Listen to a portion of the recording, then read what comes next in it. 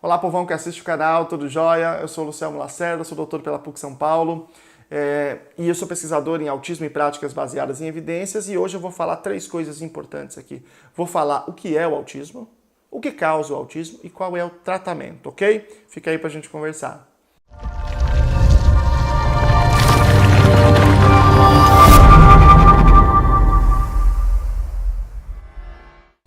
Antes de mais nada, antes de começar, você vai lá, se inscreve aqui no canal e dá um cliquezinho, dá um curtida. Senão depois você esquece. Põe agora, se você não gostar, depois você tira, não tem problema, mas põe agora. Põe já? Beleza, vamos continuar. Vamos lá. Pra gente falar primeiro o que é o autismo. No mundo da ciência, cada um pode ter uma opinião sobre as coisas, pode ter uma visão das coisas. Só que quando a gente fala de condições de saúde, a gente não pode ficar nessa volatilidade, porque são condições que geram um direito, né? Tem um impacto jurídico. É por isso que tem os manuais diagnósticos. Existem dois que eu vou falar aqui. Um é a Classificação Internacional de Doenças e Problemas Relacionados à Saúde, que é o CID, que ele é feito pela Organização Mundial de Saúde e é o que o Brasil tem um tratado. Então todos os médicos têm que usar o CID. E existe um específico de transtornos mentais, que é o DSM, Manual Estatístico Diagnóstico de Transtornos Mentais, da Academia Americana de Psiquiatria, que ele é totalmente dedicado à questão dos transtornos mentais. Então o CID, na verdade, acaba acompanhando o DSM, porque ele revela melhor o consenso científico da área, porque ele é dedicado especificamente a isso. Então é disso que eu vou falar. Eu vou falar de como o DSM expressa o consenso científico sobre o transtorno do espectro autista, ok? Bom, o DSM está na quinta edição. Essa quinta edição foi publicada em 2013. E nesta edição, o autismo ele é o transtorno do espectro autista. É uma coisa só. E o que define o transtorno do espectro autista? São prejuízos em duas áreas. Primeiro, na comunicação social.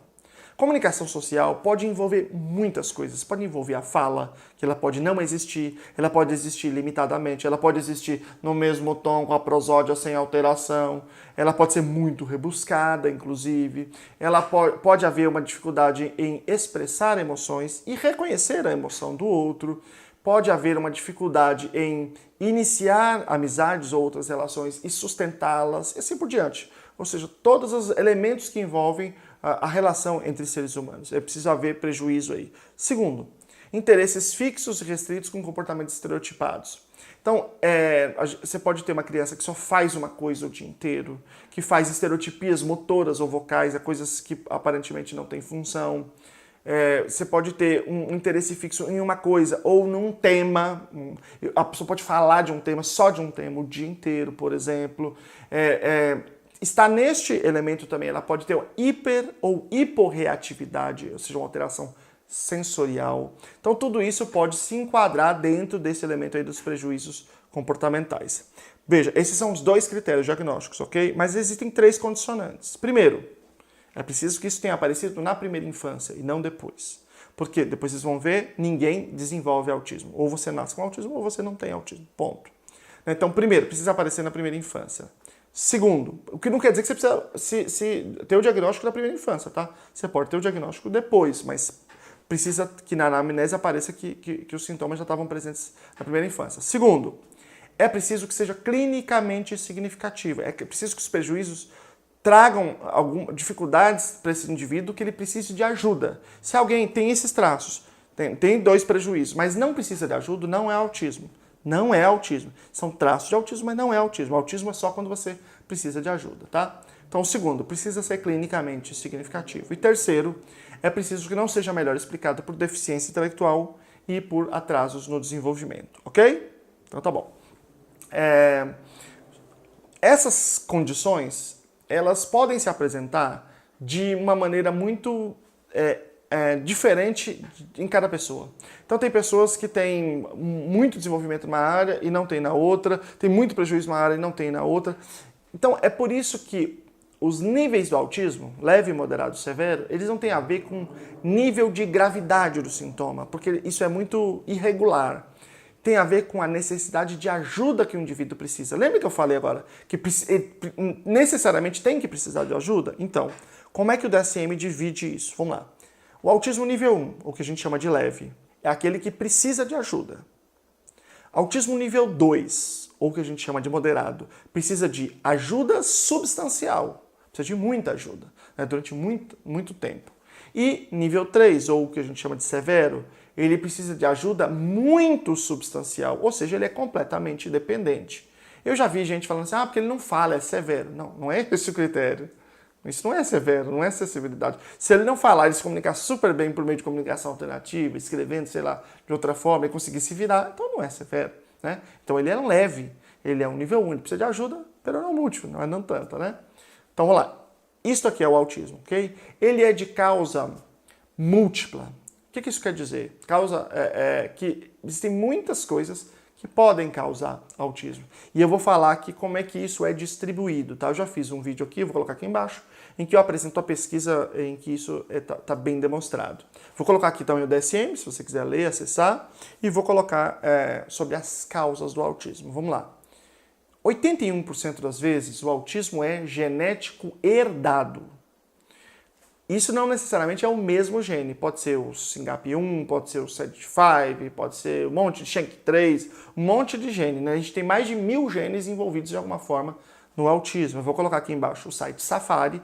Lá você pode ver todos os genes que estão envolvidos, quantos são, e pode ver quais que a gente tem certeza que causam autismo. Esses são genes nível 1. O 2, que a gente tem muitos dados, mas ainda não é certeza, e assim por diante. Nível 3, 4, 5, 6. 6 é que tem alguma pesquisa relacionando, mas é muito fraca, muito solta, a gente não tem certeza. É longe disso. Então, eu vou colocar aqui embaixo para vocês, quem quiser acessar. Então, 81% do autismo é genético, herdado. Significa que as variantes genéticas daquela criança que causaram autismo podem ser encontradas no pai, podem ser encontradas na mãe ou podem ser encontradas nos dois e se somaram nessa criança, certo? Então, 81% das vezes é genético herdado. Cerca de 18% das vezes é genético não herdado, né? O que isso quer dizer? Que você olha a genética do pai, não está lá, olha da mãe, não está lá, mas está na criança, aparece na criança. Por quê? Porque toda a vida, à medida que ela se reproduz, ela gera mutações. É uma estratégia da vida, adaptativa da vida. Não é só da vida humana, da vida. Todos nós, quem está me assistindo, tem mutações. Com certeza absoluta, todos temos. Acontece que essas mutações, normalmente, elas são inofensivas, elas não causam nada. Até porque a maior parte do nosso DNA, 98%, é DNA lixo, ele não tem esse papel. Mas mesmo no DNA codificante, né, assim, um poucos por cento, a maioria não vai causar isso, pode causar outras questões ou não pode não causar nada. Só que às vezes essa mutação é num ponto que gera o autismo, que causa o autismo. Essa é a questão. Mas veja, então vamos lá. Neste caso é importante dizer o seguinte, que todos temos mutações. E que as mutações, portanto, são um processo natural. A gente chama esse tipo de mutação de mutação de novo, né? Mutações somáticas. Só que existe um fator que faz aumentar a probabilidade dessas mutações acontecerem, que é a idade dos pais. Quando eles passam de 35 anos, começa a aumentar o risco, a partir de 40 anos, principalmente do homem, né? Do pai. Porque há uma perda de qualidade do material genético, no caso da mulher, ou do tecido que produz o material genético, no caso do homem. E isso aumenta a probabilidade, ok? Ok. E cerca de 1 a 3% do autismo, ele é ambiental. Mas atenção, ambiental não é ambiental de casa. Não tem nada a ver nem com os irmãos, nem com a mãe, nada disso, né? É ambiental de dentro do útero, nos 3 primeiros meses, sobretudo. Então, neste período de desenvolvimento intrauterino, tem 2 coisas que a gente sabe que são capazes de produzir o autismo. O consumo de uma coisa chamada ácido valproico, que é um anticonvulsivante. Quando a gente quer fazer modelo animal de autismo, a gente pega a ratinha prenha e injeta na barriga dela, e aí os ratinhos nascem com comportamento autístico. Por exemplo, a gente faz isso com um pintinho também. Então, ácido valproico. Segunda coisa, infecções. Né? São 2 coisas que têm uma evidência bastante robusta que podem produzir. Pode ser que outras coisas sejam capazes de produzir o autismo? Pode ser. Esse autismo ambiental? Pode ser. Mas como ele é de 1 a 3%, ele é tão raro que é difícil, os números são sempre vírgula alguma coisa, é muito difícil você discriminar se aquilo realmente está causando ou não. Então pode ser, mas é muito difícil saber porque os números são muito, muito, muito mínimos. Tipo assim, uma coisa que aumentaria 0,0 alguma coisa por cento. Então é tudo muito ínfimo, certo? Então, já disse o que é autismo, já disse o que causa. Essa pesquisa que descreve a causalidade do autismo, né? Ela é uma pesquisa que envolveu 5 países e milhões de pessoas. Portanto, é uma pesquisa de altíssima confiabilidade por conta da metodologia que ela utilizou, correto? E agora eu vou falar sobre tratamento. Bom, a gente tem que decidir aqui o que a gente está chamando de tratamento. Então, se eu te perguntar, água do mar é tratamento para autismo? Você vai dizer não. Não, água do mar não é um tratamento. Por quê? Porque não funciona. A gente nem chegou a testar porque não faz nem sentido. Mas, para aquilo que parece um tratamento, a lógica é a mesma. Eu preciso testar para saber se funciona. Então, eu preciso aplicar com pessoas com autismo e ver se elas melhoram, né? E existe uma série de estratégias de delineamento de pesquisa para a gente saber disso. Portanto, só é tratamento aquilo que tem evidência de que funcione, na minha interpretação. Para mim, não faz sentido você dizer que alguma coisa é tratamento porque alguém falou que é, porque alguém está vendendo, ou porque, sei lá, né? Tratamento é aquilo que você diz que é, levanta essa hipótese, e alguém vai lá e testa e realmente as pessoas melhoram. É assim que se faz com remédio, por exemplo. Eu não sei por que com terapia seria diferente, né? Com intervenções seria diferente. Bom, então, para autismo, eu vou entender dessa forma. Vários países civilizados obrigam, né, que sejam oferecidas intervenções de saúde e de educação só aquilo que provou que funciona. Porque senão é dinheiro jogado fora, senão enfim. E é prejuízo principalmente para a própria pessoa, né? Dito isso, a gente precisa não de qualquer pesquisa, mas de pesquisas sólidas, pesquisas fortes, pesquisa com a metodologia robusta para saber se uma coisa funciona ou não. Então a gente tem uma hierarquia da evidência, isso que é utilizado em todo o campo de pesquisa aplicada, né? Então vamos lá. Qual é o cume da hierarquia de evidências? Quais são os 3 tipos de pesquisa que a gente diz que elas produzem evidência? Um chama ensaio clínico randomizado. O ensaio randomizado, não necessariamente ele é clínico, em que é aquele clássico de remédio que você pega um grupo de pessoas, divide em 2, para um grupo você dá um remédio, para outro grupo você dá um placebo, e aí você vê se esse grupo melhora. Todo mundo fica cego, né? Cegado, a gente não sabe quem tomou remédio e quem não, nem os pesquisadores sabem, nem as pessoas que estão participando não sabem se tomaram remédio ou placebo. Duplo cego. Então, é um ensaio clínico randomizado com algumas características, né? Duplo cego, um número muito grande, controle de variáveis, saber se as pessoas estão fazendo outra coisa. São os elementos importantes. E depois disso, acima disso, a revisão sistemática e acima disso, a meta-análise. Quando a gente fala de autismo, não tem dúvida, né? não tem posições divergentes, revisões sistemáticas dando resultado diferente. Isso não tem, tá? Todas as revisões sistemáticas dizem coisa muito semelhante, né? Agora, tem uma pesquisa que é a maior, que já foi feita, que é de 2015, que é uma meta-análise, é uma pesquisa ainda acima da revisão sistemática, né? Porque, na verdade, é uma revisão sistemática com integração estatística entre os dados, que avaliou mais de 2.700 pesquisas. Então, ele é gigantesco. Eu vou colocar aqui embaixo, você pode entrar lá, ler a pesquisa original. E o que ela diz? Ela diz o que funciona, o que talvez funcione e o que não funciona, né? Eles chamam de instáveis, né? Estáveis, emergentes e instáveis. O que funciona? Tem 2 coisas que funcionam. Intervenção baseada em ABA e terapia cognitivo-comportamental. Terapia cognitivo-comportamental é uma prática de saúde específica para crianças com autismo leve entre 6 e 14 anos com depressão e ansiedade. É para tratar esses sintomas secundários. E intervenção baseada em ABA é para o desenvolvimento do próprio autismo, dos domínios do autismo mesmo. Ou seja, para outras questões, é a intervenção baseada em ABA. Okay? Então, a meta-análise disse que são essas 2 coisas que funcionam. Saíram 2 outras revisões sistemáticas depois, em dezembro de 2018 e em janeiro de 2019, que disse que também a integração sensorial funciona para transtorno do processamento sensorial, integração sensorial de Ayres. Então, são essas 3 coisas aqui que são práticas com evidência para autismo. Práticas, ok? Com evidência são essas 3 aqui.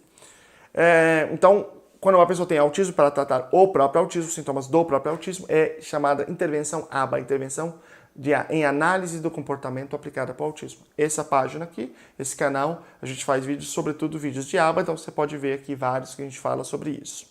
E vocês podem procurar a revisão sistemática, procurem todos que vocês quiserem, vocês vão ver que esses são os resultados que são predominantes. Os pediatras, a Academia Americana de Pediatria, publicou as recomendações agora em dezembro de 2019 e você pode encontrar lá, mais uma vez, essas recomendações para a intervenção comportamental, ok?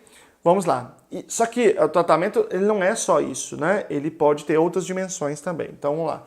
Medicamento. Existem 2 medicamentos com evidência para a população com autismo. Não é para o autismo, tá? Não existe remédio para autismo ainda.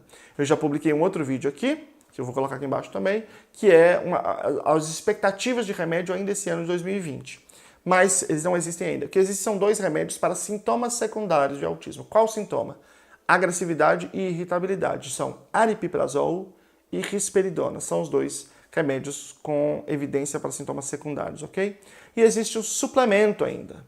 Um suplemento chamado melatonina, que é para ajudar as crianças a dormirem. Na verdade, é um hormônio natural que pessoas com autismo produzem de maneira irregular. Presta atenção que eu vou falar bem claramente, olhando nos seus olhos aqui. Se alguém te disser que tem outro suplemento para autismo, isto não é verdade. Não é verdade. Só existe este. Todos os outros, eu sei que tem um monte de gente vendendo coisa, é comércio, não é ciência. Claro, pode ser a crença da pessoa, mas ciência não é.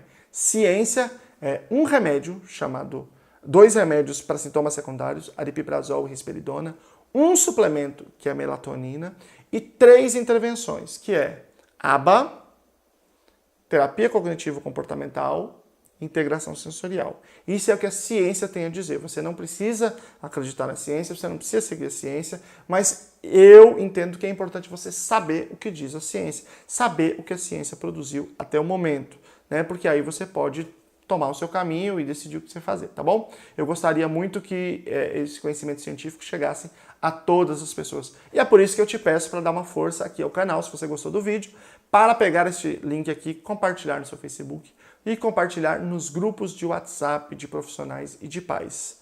Posso contar com você? Tudo bem? É isso aí, galera. Muito obrigado. Um grande abraço e até a próxima.